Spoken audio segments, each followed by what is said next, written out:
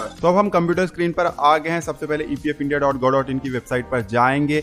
यहाँ नीचे online claim का ऑप्शन है, इस पर क्लिक करेंगे। नया पेज ओपन हो गया है। जल्दी से लॉग इन कर लेंगे। यह नंबर डालना है, पासवर्ड और नीचे साइन इन का बटन है, इस पर हमें क्लिक कर देना है। लॉग इन करने के बाद इस तरीके से पेज आ जाता है। यहाँ लेटर पर हम पहले क्लिक कर देते हैं और इसको हटा देते हैं। डैशबोर्ड आ गया है। यहाँ ऊपर देखिए मेन्यू में व्यू का ऑप्शन है और उस पर जब क्लिक करेंगे तो सर्विस हिस्ट्री का ऑप्शन हमें दिखाई दे रहा है, इस पर हम क्लिक कर देंगे। क्लिक करते ही यहाँ पर सर्विस डिटेल्स आ गया है। 3 कंपनी हमारे केस में है, 2 कंपनी का डेट ऑफ एग्जिट अपडेट नहीं है, तो एक कंपनी का अभी हम कर देंगे डेमो बनाने के लिए। पहला गलती जो आपको नहीं करना है, काफी लोगों ने ये गलती कर दिया हुआ है, मैसेज भी मुझे किया, हमने कंपनी तो नहीं छोड़ा हुआ था लेकिन पूरा पैसा निकालने के लिए डेट ऑफ एग्जिट अपडेट कर दिया। ध्यान देना, अगर कंपनी आपने नहीं छोड़ा हुआ है और डेट ऑफ एग्जिट आप अपडेट कर देते हो तो आपका पैसा भी नहीं निकलेगा और साथ ही साथ डेट ऑफ एग्जिट को फिर से रिवर्स करने के लिए बहुत ज्यादा प्रोसेस करना पड़ जाएगा। जिस कंपनी में आपने जॉब छोड़ा हुआ है उस कंपनी का ही डेट ऑफ एग्जिट आपको अपडेट करना है, ठीक है। उसके अलावा एक और बहुत बड़ी गलती हम सब करते हैं जिसकी वजह से हमारा पीएफ का पैसा अटक जाता है। हमारा जो दूसरा कंपनी है उसने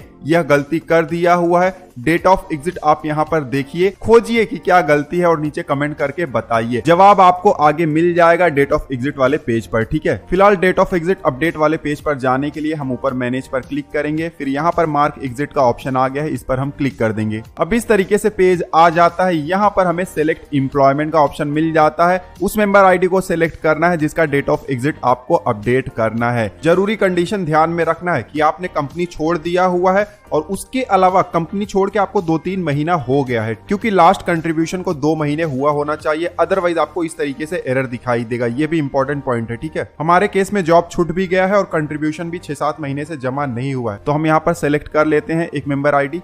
अब इस तरीके से स्क्रीन दिखाई देता है। देखिए बहुत सारे डिटेल आ गए हैं। ऊपर देखिए मेंबर आईडी दिया गया है, फिर नाम दिया गया है कंपनी का और उसके बाद लास्ट कंट्रीब्यूशन कब हुआ है। अब ये जो लास्ट कंट्रीब्यूशन का मंथ है वो बहुत ही ज्यादा इंपॉर्टेंट है। हम जो भी डेट ऑफ एग्जिट यहाँ पर अपडेट करेंगे इसी मंथ में से कर सकते हैं। अब ये जो मंथ है इसको आपको कंपेयर करना है पीएफ पासबुक में जाके। बहुत बड़ी गलती लोग करते हैं, अपना डेट ऑफ एग्जिट अपडेट करने से पहले आपको अपना पासबुक जरूर चेक करना है। होता क्या है कि आपके पासबुक में जो लास्ट कंट्रीब्यूशन होगा उसी के हिसाब से ही आपको पीएफ पोर्टल पर भी लास्ट कंट्रीब्यूशन मंथ दिखाई देता है। अगर पासबुक में ठीक से आपका लास्ट कंट्रीब्यूशन जमा नहीं हुआ है तो आपके पीएफ प्रोफाइल में भी डेट ऑफ एग्जिट अपडेट करते समय जो लास्ट कंट्रीब्यूशन मंथ दिखाई देगा वो भी रॉन्ग होगा। इस बात का हमेशा ध्यान रखिएगा। और रॉन्ग डेट ऑफ एग्जिट आप अगर अपडेट कर देते हैं तो फ्यूचर में आपको समस्या हो सकता है। इसलिए पासबुक आप चेक करिएगा। आपको चेक कर लेना है कि जिस महीने में आपने जॉब छोड़ा हुआ है क्या उस महीने तक का कंट्रीब्यूशन जमा हुआ है या नहीं हुआ है, बहुत जरूरी है, ठीक है। और उसके बाद ही आपको डेट ऑफ एग्जिट अपडेट करना है। ध्यान देना है पीएफ पासबुक में जो लास्ट कंट्रीब्यूशन मंथ दिखाई देता है उसके 1 महीने पीछे का लास्ट कंट्रीब्यूशन मंथ आपको पीएफ पोर्टल में दिखाई देगा। हमारे केस में तो सब कुछ सही है, तो हम आगे बढ़ते हैं। अब आगे हमें डेट ऑफ बर्थ दिखाई दे रहा है, उसके बाद ईपीएफ का डेट ऑफ ज्वाइनिंग दिखाई दे रहा है, फिर ईपीएस का डेट ऑफ ज्वाइनिंग दिखाई दे रहा है। उसके बाद नीचे आएंगे तो यहाँ पर डेट ऑफ एग्जिट ईपीएफ है। हमें यहाँ पर डेट इंटर करना है। ध्यान दीजिएगा जो लास्ट कंट्रीब्यूशन मंथ होगा उसी महीने का एक डेट हम यहाँ पर इंटर कर सकते हैं। हमारे केस में हम यहाँ पर 30 अप्रैल इंटर कर रहे हैं। ध्यान रखिएगा जो भी डेट आप इंटर करिएगा बहुत ध्यान से इंटर करिएगा। ऑनलाइन आप इंटर कर सकते हैं सिर्फ एक बार। अगर रॉन्ग इंटर कर दोगे तो उसके बाद ऑनलाइन आप इसको सही नहीं कर सकते हो, फिर पीएफ ऑफिस जाना पड़ेगा, फील्ड ऑफिसर से आपको अप्रूवल लेकर इसको सही करना पड़ेगा, ठीक है। तो सही डेट ऑफ एग्जिट यहाँ पर आपको इंटर करना है। एक और चीज का ध्यान रखना है, अगर आपने जॉब छोड़कर दूसरा जॉब पकड़ा हुआ है तब आपको डेट ऑफ एग्जिट पुरानी कंपनी का और डेट ऑफ ज्वाइनिंग नई कंपनी का, इन दोनों का डेट जो है वो सीक्वेंस में रखना है। जैसे कि मैंने आपको अभी कुछ देर पहले ही सर्विस हिस्ट्री में दिखाया हुआ था कि सेकेंड कंपनी ने एक गलती किया हुआ है। क्या गलती किया हुआ है मैं आपको बता देता हूं।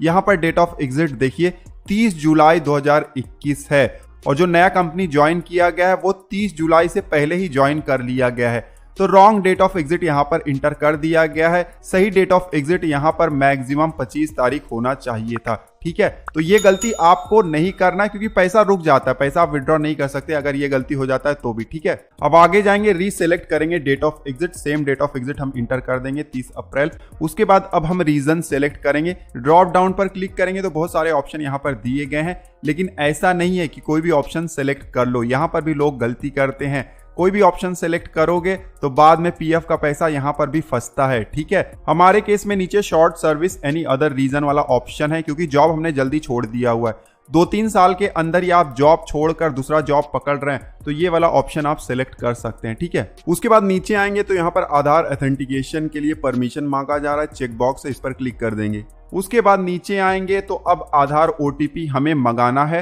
आधार ओटीपी मंगाने से पहले नीचे कुछ इंपॉर्टेंट पॉइंट्स दिए गए हैं, उनको भी हम पढ़ लेते हैं। वैसे तो ऑलरेडी मैंने सारे बता दिए हुए हैं, फिर भी आप इसको पढ़ लीजिएगा। अब मान लेते हैं कि हमने पढ़ लिया हुआ है। ऊपर देखिए आधार ओटीपी जनरेट करने के लिए रिक्वेस्ट ओटीपी का बटन है, इस पर हम क्लिक कर देंगे। एक पॉपअप मैसेज आ गया, यहाँ पर पूछा जा रहा है कि क्या आपने सारे पॉइंट्स पढ़ लिए हैं, तो यस हमने पढ़ लिए हैं, यस पर हम क्लिक करेंगे।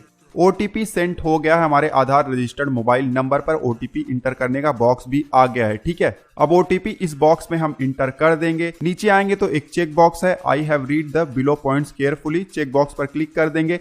तब जाकर नीचे सबमिट का एक बटन हमें दिखाई देगा और इस पर हम क्लिक कर देंगे। ध्यान देना है, क्लिक करने से पहले आपको सारा इन्फॉर्मेशन फिर से एक बार चेक कर लेना है। मैंने बताया कि अगर गलत इन्फॉर्मेशन आप सेंड कर देते हो तो फिर ऑनलाइन सही नहीं होगा, इस बात का हमेशा ध्यान रखिएगा। ठीक है, हमारा सब कुछ सही है, हम सबमिट पर क्लिक करेंगे। सबमिट पर क्लिक करते इस तरीके से अलर्ट आता है कि क्या आप सच में अपना डेट ऑफ एग्जिट अपडेट करना चाहते हैं, तो अपडेट पर हम क्लिक कर देंगे। और अपडेट पर क्लिक करते फिर से एक पॉपअप मैसेज आ जाता है ग्रीन कलर का, यहाँ पर लिखा गया है कि आपका date of exit successfully update हो गया है। तो कॉन्ग्रेचुलेशन, आपका डेट ऑफ एग्जिट यहाँ पर अपडेट हो गया है ऑनलाइन, बिना कंपनी या एम्प्लॉयर की मदद के।